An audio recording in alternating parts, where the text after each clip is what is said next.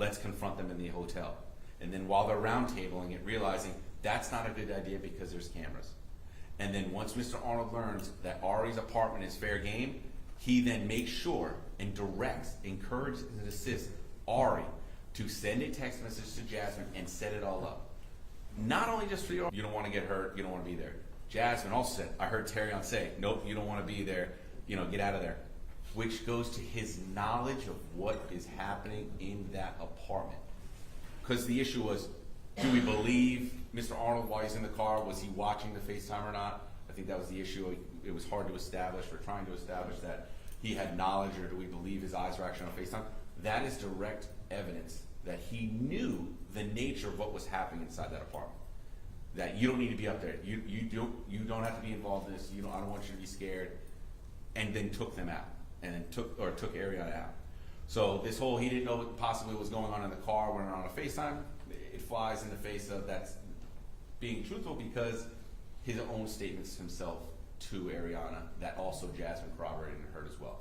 Which you heard testimony that they did not speak to each other in regards to their testimony, and when confronted with text messages, confronted is not the word to use, because when the detectives was going over the testimony from these women lined up with the text messages. It was not, oh, you're wrong, you're lying to me, and then we have to confront you with the text messages. Everything they said is corroborated by the text messages. And the criminal, as in when it played out, how did it go? And they even knew the effects or the serious nature of this because they said they were going to delete them. And not only that, Boakai then does try and delete all their text messages. So yes, understand that Boakai is running the game time decisions in regards to what's happening in the apartment, but the game plan starts with Mr. Arnold putting in motion with Ariana. This is what you need to do to get him to your house, and then also doing that with Jasmine. Coupled with Jackson Ridgway saying he knew what was happening. Yes, he absolutely was involved. He knew it was happening, and we did get that out in testimony. So in regards to the state's motion, or if I look at my notes briefly,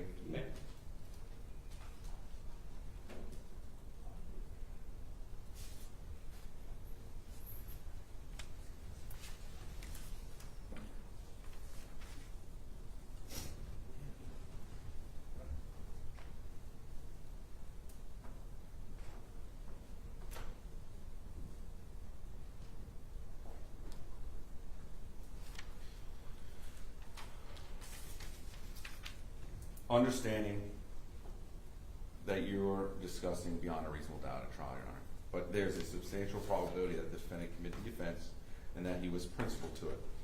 And the issue that we have in regards to the defendant's past and present patterns of behavior, I need to address that because that is the second part of my prong for substantial probability. He has no criminal history. Completely understand. Character evidence came out for bond factors, outstanding citizen. The issue. He picked one of the worst charges to pick up as his first time because it carries so much weight because of the serious violent nature of it. And the reason why I say point to the present patterns of behavior, because I understand his past, great person, great family, and I absolutely respect that.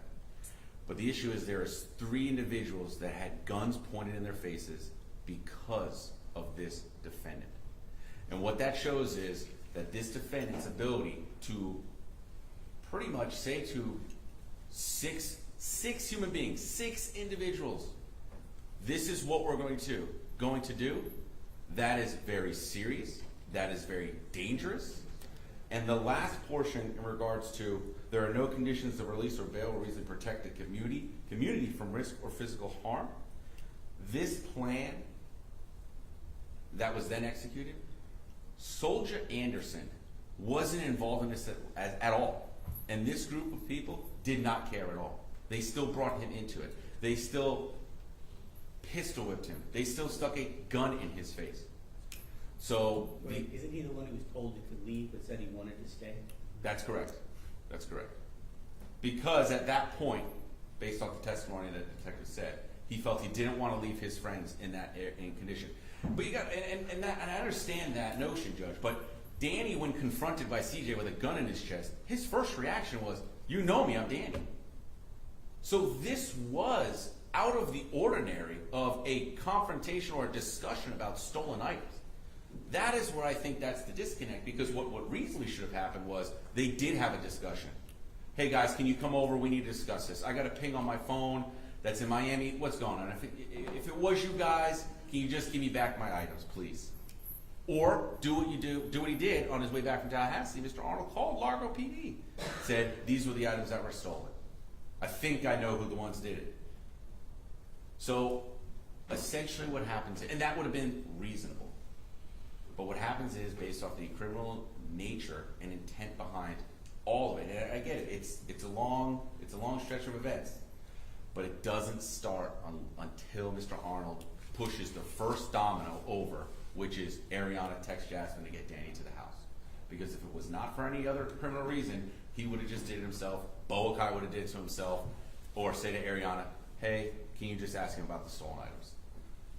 So, based off that, Your Honor, and essentially the 6 other people who were involved in this case have all been found, substantial probability that occurred, and that they are being held currently at no bond. We ask that you do the same to Mr. Arnold. Mr. Steinberg, you look very anxious to respond. Yeah. I will allow it. I appreciate that. Thank you so much. I won't take as much time, but I listened intently, as I know you were, to this so-called plan, but harking back to the evidence, there is zero evidence that suggests that Mr. Arnold had any idea or was aware that there was going to be a beating, that there was going to be guns involved, or anything. The only thing that I would suggest to you, through its hearsay and questions of credibility the state has shown, is the following. That Mr. Arnold was suspicious that his phone was taken and wanted to confront some people and ask them. That's all you have. There's nothing more. Arnold's participation, based on all the evidence before you, ends there. And that, to me, I have to tell you, is confusing to begin with, and I don't get it. Because hotel room where they're worried about cameras, what difference does that make? These guys knew who they were. This wasn't a situation where, hey, we're going to send in these guys who they've never seen before and they're going to do the dirty work. They all knew each other. So luring, they didn't need to, quote, lure anyone. I just don't understand this, because if this were the plan to beat them, to shoot them, to do whatever, they could have said, hey, guys, come on over to the Airbnb. There's no cameras here. So the whole thing really makes no sense. It really doesn't. You lure people to a location so you can hide your identity. You lure people to a location who you know won't willingly come over. In fact, the evidence here is undisputed that they knew each other, that they were driving together, and they would have come over. So, I don't know how to resolve that. I really don't. But I do think it's relevant, because the only thing they can attribute to him, and it's the only thing, and again, I'm going to emphasize, I wish I had full discovery. I wish I had the opportunity to cross-examine. But at most, giving some credence to what they've presented, here's what they can show you. That my client was suspicious, and clearly the evidence suggests he had reason to be suspicious, and wanted to confront them. And that's it. What else have they shown you? Do you have any text messages from him? Zero. Do you have any text messages that suggest Terrion says to hit them, to shoot them, to beat them, to do anything to them? You have zero. Zero. Nothing. So I'm thinking complicity is the fancy word that we use in various courts. You have to have complicity to do the act itself, i.e. the act of beating them, the act of threatening them. You don't have that. There's not a scintilla of evidence that suggests that. If, in fact, Mr. Arnold's in a position where the only evidence and the only thing they've shown is, hey, I think we should confront them, that's a crime? And that rises to the level of more than probable cause. I don't even think there's probable cause to believe that he was part of this, and I'm going to argue that to you. Just because probable cause that he, in fact, this is just for probable cause statement, he said, I want to confront them. What else do you have, Judge? Do you have one scintilla of evidence that says Arnold said to beat them? No. Do you have one scintilla of evidence that said Arnold said to point a gun at them? No. Do you have one scintilla of evidence that said Arnold said to put a gun in their mouths? Nope.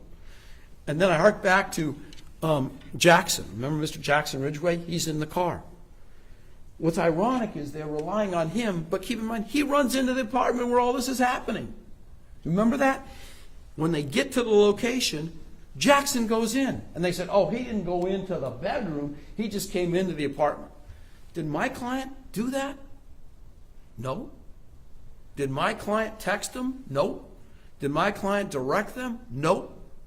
There is not a scintilla of evidence other than he said, hey, I want to confront these guys, because you got to admit that it's a little strange that his phone winds up in Miami when one of the people who had the code happened to be in Miami.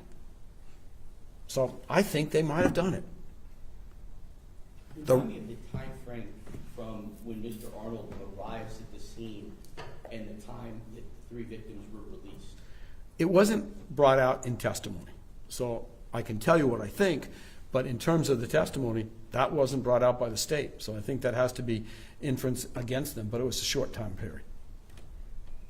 Very short. And keep in mind, the evidence is he left before they were released, in the sense that the evidence that they presented suggests that he had Ariana come and then they leave the scene.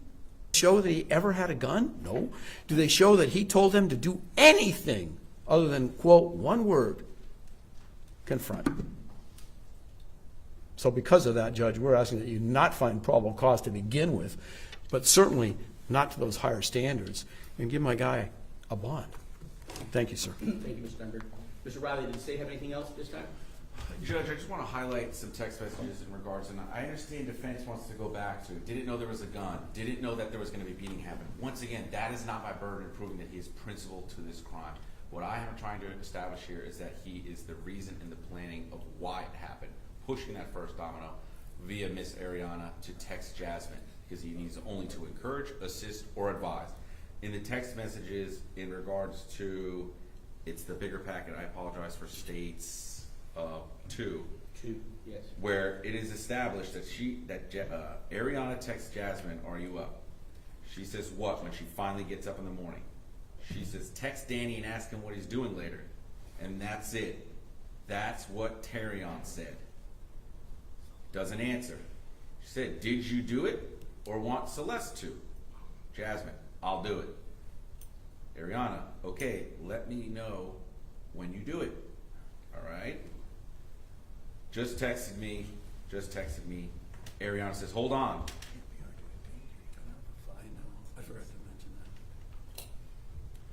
Ariana writes, or Jasmine writes, or excuse me, she likes. Okay, hold on. So Jasmine's waiting. It's pending. Ariana writes.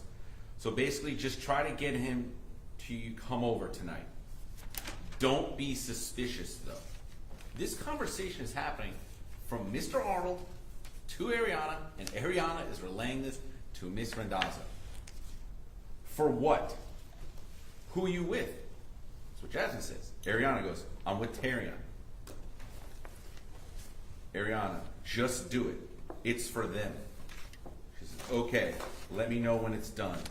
Text message gets sent. He is orchestrating, or whatever word, I'll just use what the law says. He is encouraging and assisting, getting Ariana to put this ruse on, to talk to Jasmine, to say, get Danny to the apartment. And this word, confront, this thing of what would be reasonable to talk to them, they had no issues with them. It flies in the face of logic when you're saying, don't be suspicious though. We can't do this because there's no cameras available. That doesn't make sense.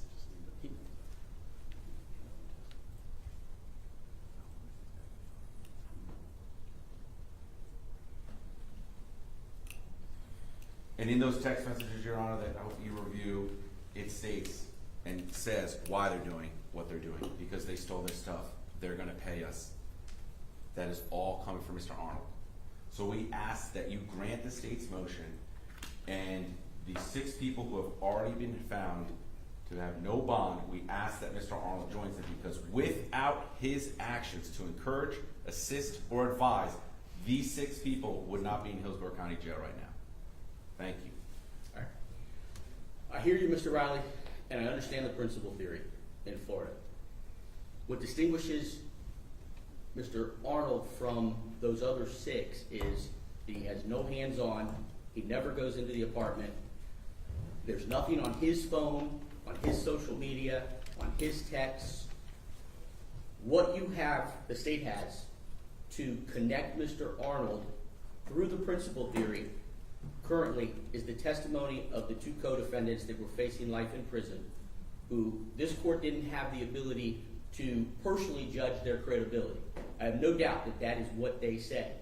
But that's going to be a very important thing for the state to get to the 4th quarter in this process. So at this stage, to grant the state's motion, the burden is higher than probable cause. It's either under 903.046, substantial probability, and no conditions regarding safety, or under 907.041, proof of guilt evident or presumption great. And as I said, we're early. We're in the 1st quarter. But the state just isn't there at this point. So I can't grant the state's motion. I do find probable cause based on all of the stuff that you've argued so eloquently and put together. It's complex, it's complicated, and you and the detective have done a very good job of helping me understand. I have 10 pages of notes that I wrote throughout the testimony, and I do believe I have an understanding of it. I understand your argument regarding motive. I understand everything, and I find there's probable cause. But I'm going to set bond, and I recognize that that's different than the other 6. I even heard one of the pretrial detentions on 2 or 3 of the other 6. But, as I said, the distinction in those cases was that they were there. They went into the apartment. They had hands-on, except for Jasmine, I believe, who wasn't there, wasn't in. But there was other testimony related to her. So at this stage, I find probable cause, but I don't find the higher level to grant the state's motion for pretrial detention. So I'm going to deny the motion, but it's a serious case. It's serious crimes that I am finding probable cause of, and I'm going to set bond. And that bond is going to be consistent with the serious nature of the charges. Let me ask the state this. Are there conditions of the bond? Now that the cat's out of the bag and you know that I'm setting bond for Mr. Arnold, are there specific conditions of bond that you would like to request at this time? Yes, Your Honor. No contact with the co-defendants or witnesses in this case. I'm writing it down, so no contact with witnesses or co-defendants. A electronic monitor. Electronic GPS monitor. That is correct, Your Honor. Ankle monitor. Next. That is at this, or may I have a brief moment? Yes.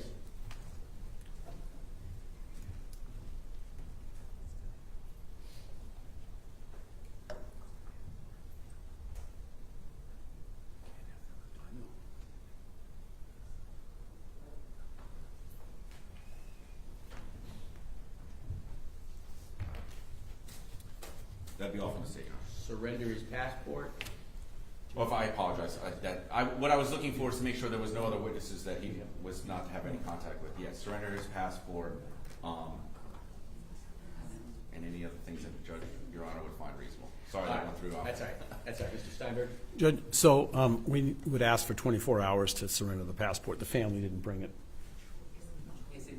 It's in Detroit, so we'll have to get it here. We strenuously object to the ankle bracelet, and here's why.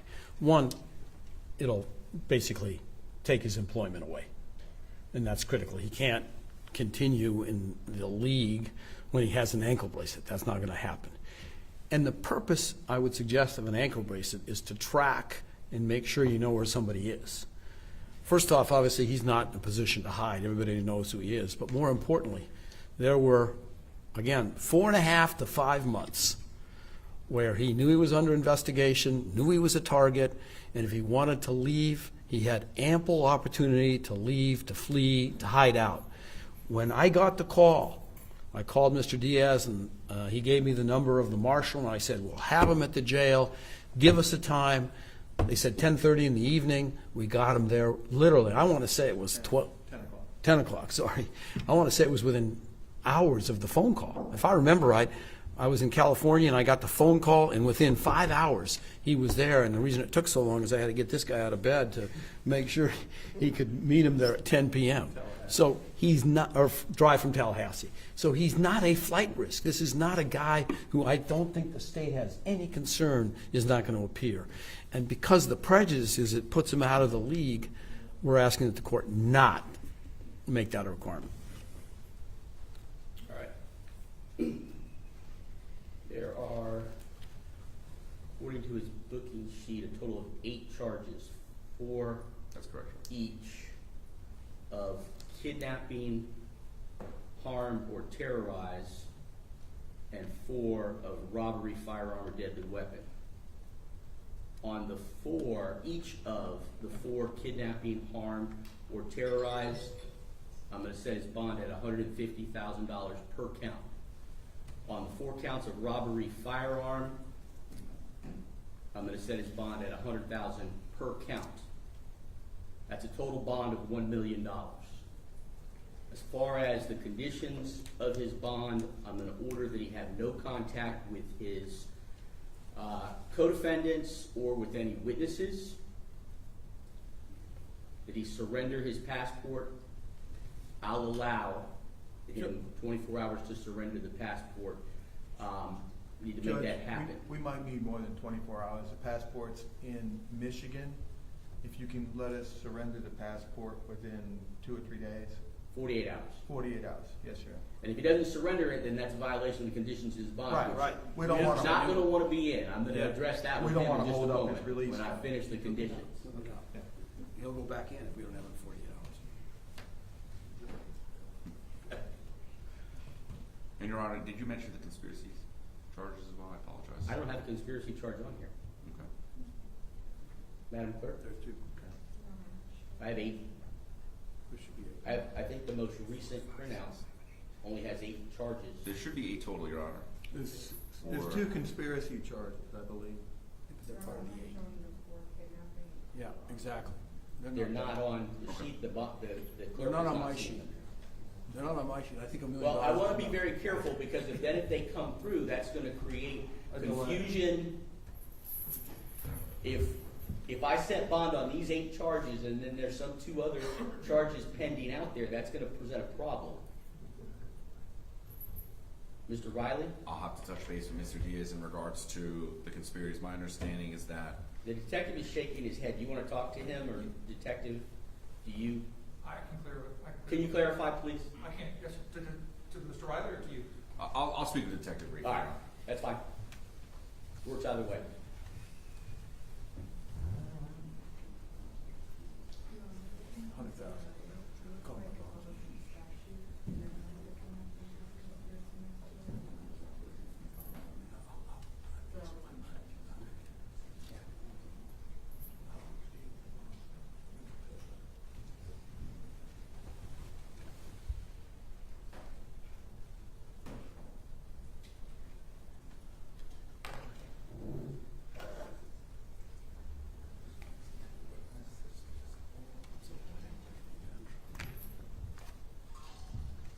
Your Honor, in regards to the charges, it is actually 3 and 3 in regards to the kidnapping, false The imprisonment. clerk has advised that the CRA does delineate that one of each is a conspiracy on the CRA. I don't know how or why and whether that's on the booking sheet or the clerk's charges. None of them have anything related to conspiracy. So I'm not sure the best way to handle it, except that there are 8 counts. There are 4 related to kidnapping. It appears one of those might be or is conspiracy. There are 4 related to robbery, and one of those might be or is in fact conspiracy. I'm not changing the amount of the bond, but there's 8 separate charges. Just wanted to make sure it was clear. One of each apparently is conspiracy. Yes. Mr. Jansen. Mr. Jansen. Your Honor, can you just do the bond on the counts?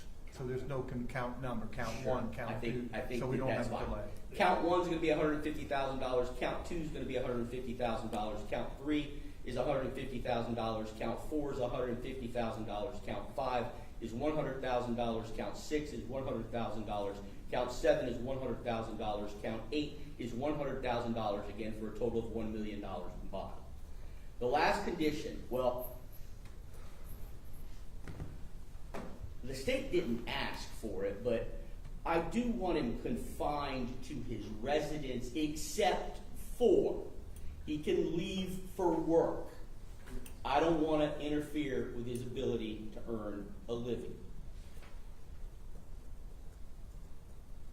So he can leave for work, he can leave for legal appointments, he can leave to come to court. The condition that I am struggling with is the GPS monitor.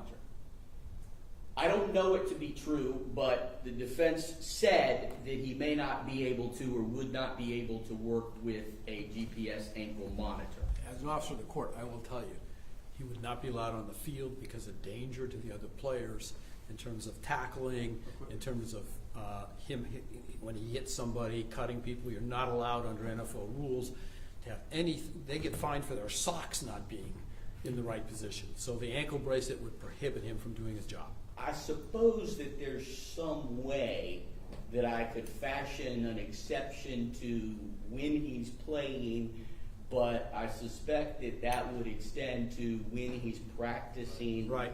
But given all of the other things that I acknowledge you've mentioned, that we've got 5 months with no attempts to flee, we've got him turning himself in almost immediately when you were notified of the charges. I'm going to reluctantly reject the state's request for a GPS ankle monitor. In addition to the reasons I've stated, is because I suspect that Mr. Arnold has a paparazzi monitor. If he's late for practice, ESPN will let us know. Oh, yeah. If he disappears, the world will know before he knows. If he shows up on a beach in Tahiti, he'll be on social media. If he violates the conditions of his bond, he will be found, because they will find you and you will come back, because the law will bring you back, and then you will sit with no bond until your trial in this case. Do you understand that, Mr. Arnold? Yes, sir. All right. So those are the conditions that I'm going to impose. I've set the bond. Is there anything else that we need to do? I don't know. Maybe because that we know where it's going, or any future court dates at this time. Mr. Steinberg, looks like you want to say something or ask Yeah. something. Just, he needs obviously travel to, as you pointed out, Tallahassee is where I think he's going to be living.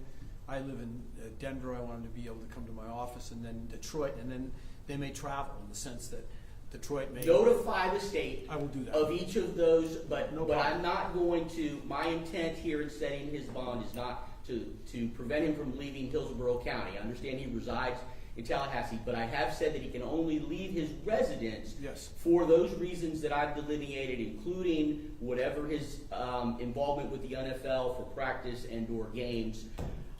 Training, Your Honor.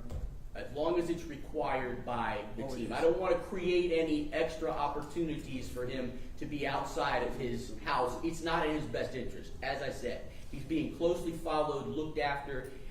We'll see photos of it. We'll see it on social media. So I'm giving him a tremendous benefit, I believe, in not putting the ankle monitor that would interfere with his ability to earn a living, which I want him to continue to be able to do. He's in a unique situation. We don't have a lot of defendants with that type of a job. So I hope that what I've fashioned today will accomplish all of those things in a light of the totality of all the circumstances and ultimately the interest of justice. Yes, sir. Thank you very much. Anything from the state? Nothing else from the state, thank you, Your All Honor. right, did we have any future court dates? All right, no future court dates at this time. Thank you all very much. Thank you, Your Honor. Take care.